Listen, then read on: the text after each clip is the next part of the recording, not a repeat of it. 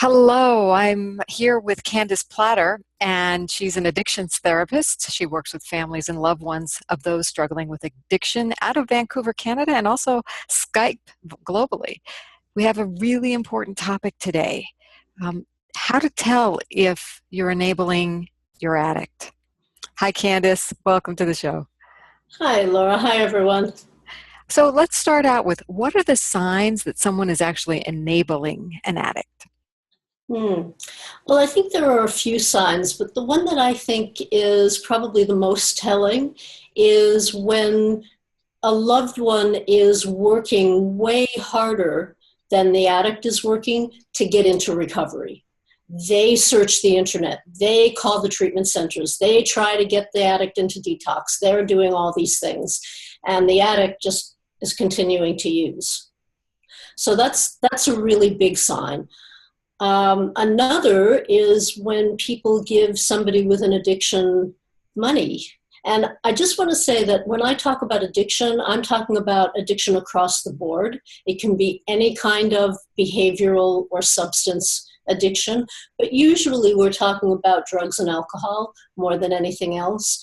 When you give somebody who's using a substance or spending too much money, who can't pay their rent because of that, and you're giving that person money, you usually know where that money's going to go, but you can't seem to stop yourself from doing it. So that's another way to tell. When you make it comfortable for the addict to continue their addiction. For example, you let them live in your home rent-free without any expectation that they're going to contribute to the household. Or, and if they are doing that, you put up with bad behavior, like a lot of rage, a lot of anger, a lot of, throwing things and punching holes in the walls, which can be a very intimidating kind of feeling. A lot of loved ones will enable an addict just because they're afraid of the addict's response if they don't. There's a number of different things that loved ones do to enable the addicts that they love, and mostly it's because they love them and want so desperately to help them, but sometimes it doesn't really help. So it sounds like they need to stop doing these things, but that can be really challenging. And I know people can be concerned about the consequences. So what would you say to someone who's concerned about the consequences of stopping those behaviors? Yeah, that's such a good question because so many loved ones are concerned about stopping. But what they need to think about, if you're a loved one, you need to be thinking about the consequences of continuing to do what you're doing. Stopping is actually better for the addict.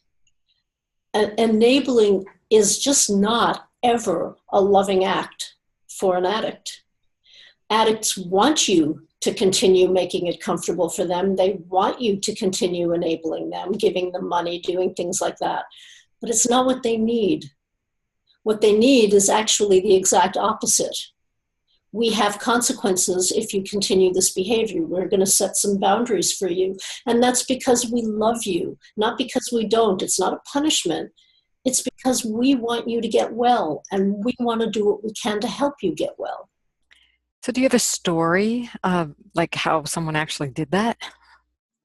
Yes, I have many stories. I get really good results in the way that I work with people. It's a little bit different than most addiction therapists work.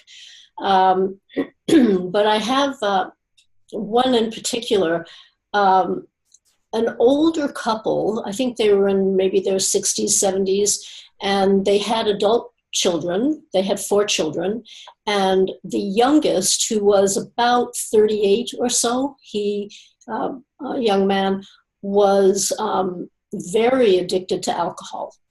The other children were not. They were doing quite well in their lives, but this young man was very addicted. And he was kind of the baby of the family, and he was allowed to continue to drink, and the parents would do what they could to quote unquote help him, but it wasn't really helping him. what they did was I'll just back up for a second. He kept getting fired from jobs because he would drink at work, and then he'd get another job and he'd drink at work and he'd get fired. So finally, his story, if you will, became, I can't work. I can't hold down a job. So that became the parent's story too. He can't work. He can't hold down a job. So we need to take him in because he doesn't have any money, can't pay his rent. We need to, make sure that he's okay, because what if he's on the street, which is a very difficult thing for loved ones to face, but sometimes you have to face that. Sometimes it's better than having them be at home. So what they did was, for a couple of years before they started working with me, the parents were giving this young man upwards of $1,000 a month to do nothing but drink. So he would drink, he would go out and party, he could buy his cigarettes, he had gasoline for his car, which he drove when he was impaired, and the parents would bail him out of that, which I think is probably a common story. And finally, their other children said, look, you've got to stop this. This is pretty much killing him. So that's when they came to see me, and often loved ones, by the time they get to see me, they've tried a lot of other things. So they came to see me, and what we did was we worked out a program for them, for that family, uniquely designed for their situation. And they stopped giving him money. It was kind of gradual. These things take time, but they stopped giving him money. They basically set boundaries with him, saying, we have expectations for you. We're raising the bar for you because we've been setting it way too low, and we're sorry about that. We didn't realize we were hurting you, But from now on, you're either in treatment or, which is rehab, if in the United States, we call it treatment in Canada, but you're either in treatment or you're out looking for work or you're in school. Wow. So you're going to get up every day. This was the end process. You're going to get up every day at 7:30. You're out of the house by 9:30. You're not back until 4:30, and you're out there either looking for work or being in inpatient or outpatient treatment, rehab, and that's that. You're not going to drink all night and then sleep all day. No more of that. Not going to happen. And of course, at first, he was very angry, and he was angry with me, but that's okay. But he was, he was very manipulative about it and didn't want to. But what I can do is I can hold the hands of the loved ones as they're starting to do this. I know where they can fall down in this. I know what needs to be done. And now this young man, who's probably 40, 41 by now, has been clean and sober for probably about 8 or 9 months, and he's working full time. Great success. Got his own place. He's got his own place. He doesn't bother his parents. That's a great success story. Yeah. Not everybody's going to find you, or they've tried. I mean, what's the likelihood things would change for an addict if the enabler stops enabling? Won't they just find another enabler?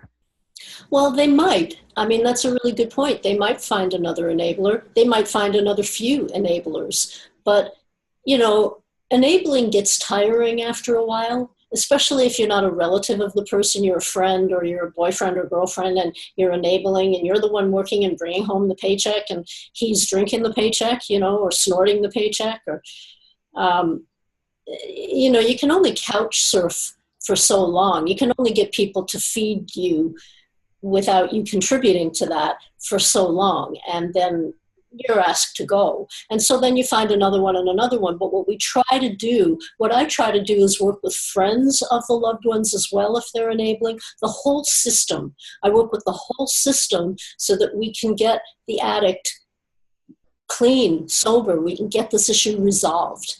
So the less enablers a person has, when they start to realize what they're doing, not for this person, but to this person, they stop, they care about him, they don't want to do this anymore. So, what are the dangers of continuing to enable and being manipulated by your loved one who's an addict? Hmm. I think the best answer I can give you is that addiction is progressive. Excuse me. So, what that means is that it's not going to get better on its own. It's going to continue to progress without the proper treatment. So if there are two sayings that I really love, and I think if you're a loved one, you're going to be able to relate to these. If you always do what you've always done, you'll always get what you've always gotten. And a simple way to say that is that if nothing changes, nothing changes. Because if you don't set consequences for your addict, if you don't do that out of love, if you don't make it uncomfortable for him or her to continue in active addiction, why should they stop? On paper, they have it made. They have everything they want. But deep down inside of them, they know that something is really wrong with their lives, and they don't respect themselves, and they just wish that somebody would stop them. And so sometimes we have to parent up, or we have to spouse up, or we have to brother and sister up. For every one addict, there's usually 10 to 20 people, sometimes more, who are affected negatively by this person's addiction. So there's some culpability on the enabler's part, and the enabler is at risk too. The enabler is at risk because the enabler basically knows what they're doing. Most people come to me, and one of the first things they say to me in the very first session is, I know I'm enabling, but I just don't know what else to do. And that's true. Nobody's really told them what else to do and why enabling is such a hard, a difficult road to take. What loved ones need to understand is that if you're enabling an addict, I say this with all the love and respect in the world because I've been where you are, we're really meeting our own needs. We're not meeting the addict's needs. So we need to do what's right for the addict, and we need to go through our own discomfort. We need to go through our own changes to be able to really do the right thing so that this can get resolved. And that's how I can help you. So I can work with you. I can work with the addict in your life. I can work with the 10 or 20 other people who are affected. And that's what I do. So, yeah. And you get great results. It just all changes. Yeah. Sorry. That's great. So if somebody does want help and wants to work with you, where should they go? What should they do next? Well, like you were saying, Laura, I do work with people all over the world. I have clients in Hong Kong and Australia and England and Canada, the US, because I work by phone and I work by Skype. So the first thing that needs to get done is I have a questionnaire. It's fairly short. It's not like pages and pages long, but if you contact me, what I will do is I will send you that questionnaire, or you can go to the website lovinganaddict.com and just see the questionnaire yourself. You don't even have to contact me first, and just fill out the questionnaire, get it back to me, and then I will get in touch with you, and we'll do a complimentary session by phone or Skype, and we'll see what's really going on for you and how I can help you. So go to lovinganaddict.com. And if they want to be in touch with you directly, how should they do that? My email address is candace@candaceplattor.com. Wonderful. And my website is candaceplattor.com. So you can sign up for my newsletter on that site, and you'll have instant access to everything that I'm sending out. Well, thank you so much for the rich information on how to identify if you're enabling and what to do about it. We actually have another video coming right up called How to Stop Enabling an Addict. We'll see you Yes. next time. Okay. Thank you.